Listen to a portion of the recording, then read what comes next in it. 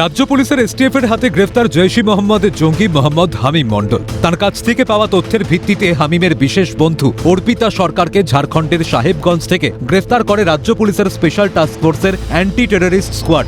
শনিবার ধৃতকে বর্ধমান আদালতে পেশ করা হলে ১৩ দিনের পুলিশি হেফাজতের নির্দেশ দেন বিচারক। এখন প্রশ্ন হচ্ছে, কে এই অর্পিতা সরকার? সূত্র বলছে ২২ বছর বয়সী এই তরুণী জন্মসূত্রেই ঝাড়খণ্ডের সাহেবগঞ্জের বাসিন্দা। বাবা একটি স্টেশনারি দোকান চালান। অর্পিতাও নিজে একজন ইভেন্ট ম্যানেজমেন্টের সংস্থার কর্মী। জৈশ ই মোহাম্মদ জঙ্গি সংগঠনের সাজ্জাদ ভাট্টি মডিউলের সক্রিয় সদস্য হিসাবে ধৃত মোহাম্মদ হামিম মণ্ডলের সহযোগী হিসাবে কাজ করত অর্পিতা। সে নিজেও একাধিকবার পাকিস্তানের আইএসআই নিযুক্ত এজেন্টদের সঙ্গে কথা বলেছে বলে সূত্রের খবর। এছাড়াও নথি ও তথ্য সংগ্রহের জন্য জঙ্গি সংগঠনের অন্যতম পন্থা হানি ট্র্যাপের টোপ হিসাবে অর্পিতাকে ব্যবহার করা হতো বলে সূত্রের দাবি। এবার প্রশ্ন উঠছে, হামিম ও অর্পিতার পরিচয় কিভাবে?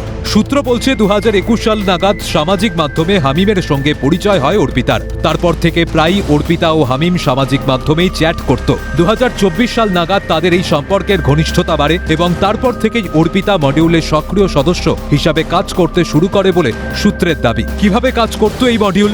বিভিন্নভাবে পাওয়া নথি ও তথ্য একাধিক গোপন অ্যাপ্লিকেশন ও গেমিং অ্যাপের মাধ্যমে পাকিস্তানের আইএসআই নিযুক্ত হ্যান্ডেলারদের কাছে পৌঁছে দিত মডিউলের সদস্যরা।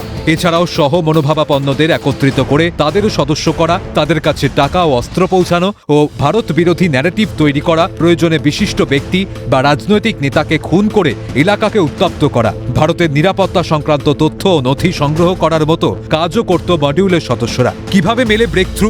কেন্দ্রীয় গোয়েন্দা সংস্থা পাওয়া তথ্যের ভিত্তিতে ও গোপনে নজরদারির মাধ্যমে। এখন জেরায় আর কোন কোন তথ্য উঠে আসে সেটাই দেখার। এখন মিডলম্যান হিসাবে কার কার নাম উঠে আসে সেটাও দেখার। রাজেশ খানের রিপোর্ট, ক্যালকাটা নিউজ।